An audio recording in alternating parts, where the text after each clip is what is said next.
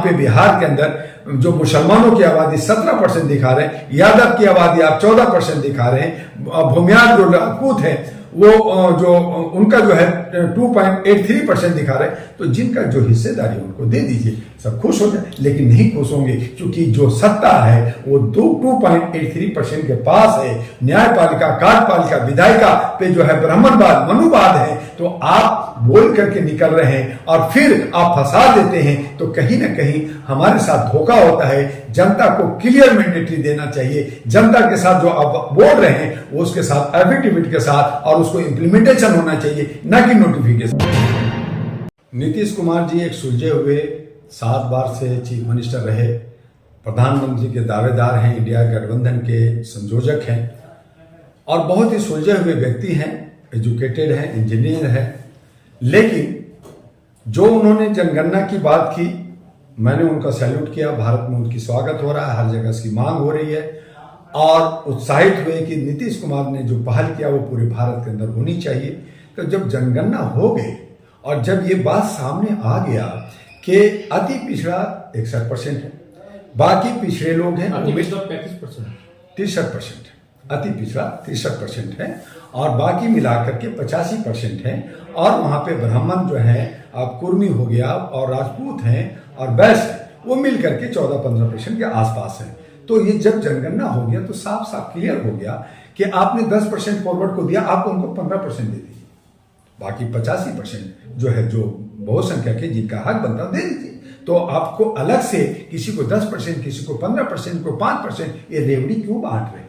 कहीं ना कहीं ये राजनीतिक से प्रेरित है, लड़ाने का है कि आप अभी आज लड़िए, आज खुश हो जाइए, कल फिर लड़िए, फिर खुश हो जाइए, और इस तरह का राजनीतिक चलता रहेगा, कुर्सी का गेम चलता रहेगा। ये उचित नहीं है। इसलिए मैं नीतीश जी से, आपके चैनल से अनुरोध करेंगे कि वो जिनका जितना हिस्सा है उतना उसकी भागीदारी। तो उसी की तो बात करें, तभी तो उन्होंने कहा था कि जो हिस्सेदारी जनसंख्या अनुपात में नहीं है, इसीलिए तो उन्होंने कहा था कि आरक्षण बढ़ाने की जरूरत है। इसीलिए तो उन्होंने कहा है बढ़ाने का, मैंने कहा जितना है उतना दे दीजिए। बढ़ाने का क्या मतलब है कि आज ओबीसी को 27% मिल रहा है जबकि 54% है। तो आपने जो है, आप जब अति पिछड़ा आ गया तो उसमें भी अलग अलग बाइफिकेट करने की जरूरत नहीं है। आप जो है सीधा का सीधा कि भाई ये जो बहुसंख्यक लोग हैं, ये जो अति पिछड़ा 63% है, 63% अति पिछड़ा और बाकी जो है पिछड़ा, तो आ गया बहुसंख्यक लोग, उसमें मूल निवासी भी आ गए और बाकी रहा 15%, वो फॉरवर्ड है। उसमें जो गरीब है, जो उनको सहायता चाहिए, उनको अच्छा मिल जाए, बात खत्म। दो तरह का होगा। लेकिन आप 5%, 2%, 4%, 3% ये बाइफिकेट करेंगे तो कहीं ना कहीं असंतोष बढ़ता है और लड़ाई का एक आप जगह बना रहे हैं। ठीक है, अपने अपने तरीके से सभी लोग अपनी मांग कर रहे हैं। आज वहां पे बिहार के अंदर जो मुसलमानों की आबादी 17% दिखा रहे हैं, यादव की आबादी आप 14% दिखा रहे हैं, भूमियार जो राजपूत है वो जो उनका जो है 2.83% दिखा रहे हैं। तो जिनका जो हिस्सेदारी उनको दे दीजिए, सब खुश हो जाए। लेकिन नहीं खुश होंगे, क्योंकि जो सत्ता है वो 2.83% के पास है। न्यायपालिका, कार्यपालिका, विधायिका पे जो है ब्राह्मणवाद, मनुवाद है। तो आप बोल करके निकल रहे हैं और फिर आप फंसा देते हैं, तो कहीं ना कहीं हमारे साथ धोखा होता है। जनता को क्लियर मैंडेटरी देना चाहिए। जनता के साथ जो आप बोल रहे हैं वो उसके साथ एफिडेविट के साथ और उसको इंप्लीमेंटेशन होना चाहिए, ना कि नोटिफिकेशन होना चाहिए। जैसा कि सर आपने कहा कि जो बहुसंख्यक समाज है उनको सजा दे दी गई, लेकिन जिस तरह नीतीश कुमार जी ने बिहार में करा दिया, लेकिन बिहार के साथ साथ अभी अन्य राज्यों में चुनाव भी, जब विधानसभा चुनाव होने को, तो कुछ राज्यों में कहा कि हम चुनाव जीते करें। तो क्या लगता है आपको कि अन्य राज्यों में, दिल्ली, हरियाणा, पंजाब है या राजस्थान है, मध्य प्रदेश, उत्तर प्रदेश है, तो यहाँ पे भी जाति जनगणना होनी चाहिए? होने के बाद क्या उनको भी हिस्सेदारी किस तरह से मिलनी चाहिए? देखिए, इंडिया गठबंधन के संयोजक नीतीश जी थे। इंडिया गठबंधन में 26 पार्टियां, जो सभी राज्यों के क्षेत्रीय लीडर हैं, सब जगह सरकार है, चीफ मिनिस्टर है। आम आदमी पार्टी का दिल्ली में है। उन्होंने जगन जो इनकी इंडिया गठबंधन में है, उन्होंने कहा मैं जातीय जनगणना कराऊंगा। झारखंड के शिबू सोरेन ने कहा मैं जातीय जनगणना कराने के लिए तैयार हूं, करूंगा। लेकिन हमारे राहुल जी, जो बड़ी पार्टी कांग्रेस के नेता कहलाते हैं, हालांकि वहां अध्यक्ष खड़गे साहब हैं, लेकिन लबो लबाब वहां पे जो सबसे बड़ा लीडर माना जाता है वो राहुल को माना जाता है। उन्होंने कहा मैं सत्ता में आऊंगा तो मैं जनगणना कराऊंगा। तो यहाँ पे नियत पे खोट है कि आप जहां जहां कांग्रेस सत्ता में है, जहां जहां वहां पे आपको जनगणना करानी चाहिए था। आपको पार्टी के अंदर आपने ऑफिस में कहते मैं पार्टी की तरफ से अनाउंस करता हूं कि कांग्रेस पार्टी जो है जहां जहां सत्ता में है और हमारी गठबंधन है वहां पे जनगणना करेंगे और जिसकी जितना हिस्सेदारी है उसकी उतनी भागीदारी मिलेगी। तो मैं मानता कि आपकी नीयत साफ है, लेकिन आप भी उन्हीं की भाषा में बात कर रहे हैं। आप भी नफरत, आप भी ब्राह्मणवाद, आप भी मंदिर मस्जिद की बात कर रहे हैं, आप भी मुख्य मुद्दा से हमें भटका करके कहीं न इधर कभी उधर ले जा रहे हैं। तो हम जो है भटक रहे हैं और हमें भटकाया जा रहा है। तो ये जो है लोकतंत्र की खूबसूरती नहीं है। हमारा जो है संविधान के साथ आप खिलवाड़ कर रहे हैं, चाहे वो एनडीए हो चाहे इंडिया हो। और इसीलिए मैंने कहा कि अगर जनता आज विकल्प ढूंढे तो उनके सामने नहीं आता है मैं इधर जाऊं या इधर जाऊं, इधर भी खाई और इधर भी खाई और वो बीच में वो एक चट्टान पे खड़ा है जनता। तो मैंने कहा कि उसमें एक रास्ता बनेगा और राष्ट्रीय महागठबंधन को हम लोग ला करके 543 खड़ा करने जा रहे हैं। उसमें ऐरा नेशनल पार्टी एक मुख्य भूमिका निभाते हुए हम भारत के अंदर लड़ाई। आदरणीय माननीय सम्माननीय मोदी जी जो स्वर्ण थे और ओबीसी का टैग लेके घूम रहे हैं, झूठा सर्टिफिकेट लेके घूम रहे हैं और जिनको हक अधिकार देना चाहिए उनको नहीं दे रहे हैं, जो आज हमारा देश के अंदर जनगणना की बात है उसको रोक रहे हैं। तो उस हालत में जो मुसलमान कम्युनिटी जो बहुत ही पीछे है, पासमानदा कम्युनिटी अगर अपना हक मांग रहा है तो आप हक देने के लिए आप आगे क्यों नहीं आ रहे?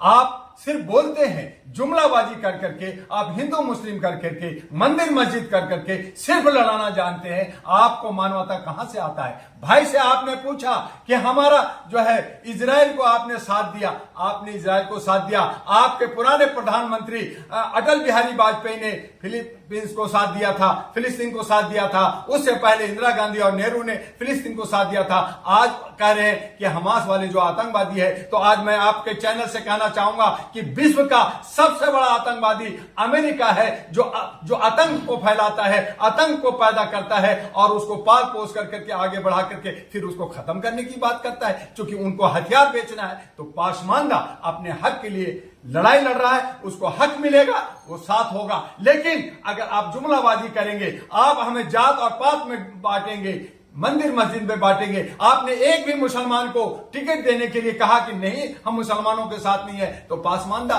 बीजेपी के साथ क्यों जाएगा? बीजेपी के साथ कतई नहीं जाएगा। रहा इंडिया, तो इंडिया भी धोखा दे रहा है। 70 सालों से हम मुसलमानों को ठगा है, पासमानदा को ठगा है, तो हम इंडिया के साथ भी नहीं जाएंगे। हम लोग अपनी ताकत बनाएंगे और उन्हें दिखाएंगे कि 2024 में किस तरह से बीजेपी हारता है, किस तरह से इंडिया हारता है। इंडिया गठबंधन के जाति जो सहयोगी दल हैं, जैसे बिहार में नीतीश कुमार हैं, जातिगत जनगणना उन्होंने कराई है।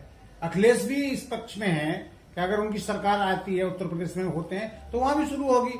तो अगर इंडिया गठबंधन जातिगत जनगणना कराता है और पसमांडा समाज को भी उसका हक मिलता है, तो क्या पसमांडा समाज, मुस्लिम समाज इंडिया गठबंधन के साथ रहेगा? नहीं, हमारे पासमानदा साहब, हमारे जो मसूद साहब जो हमारे अध्यक्ष हैं पासमानदा के, उन्होंने कहा हमारा जो हक देगा हम उसके साथ हैं, हमारी पूरी भागीदारी चाहिए। लेकिन अगर आपने लॉलीपॉप दिया, अगर हमें धोखा दिया, तो हम भी आपको धोखा देने के लिए तैयार बैठे हैं। और हमें लिखित में चाहिए, हमें जो है एफिडेविट चाहिए, स्टैम्प लगा के चाहिए कि आप जिसका जो हिस्सेदारी है उसकी भागीदारी आप देते हैं या नहीं देते हैं। लेकिन ये सब के सब धोखेबाज हैं, जुमलेबाज हैं। कभी 15 लाख, कभी बेरोजगार को रोजगार, और कभी कुछ और, कभी ताली कभी थाली। तो इस तरह से बात नहीं बनेगी। बिहार से शुरुआत हो तो गई ना, बिहार में शुरुआत हुआ तो इंडिया की गठबंधन की बात कर रहे हैं। जहां जहां उनका राज्य है, जहां जहां पे वो शासन कर रहे हैं, वहां पे वो चुनाव ये जनगणना शुरू करवाना चाहिए था।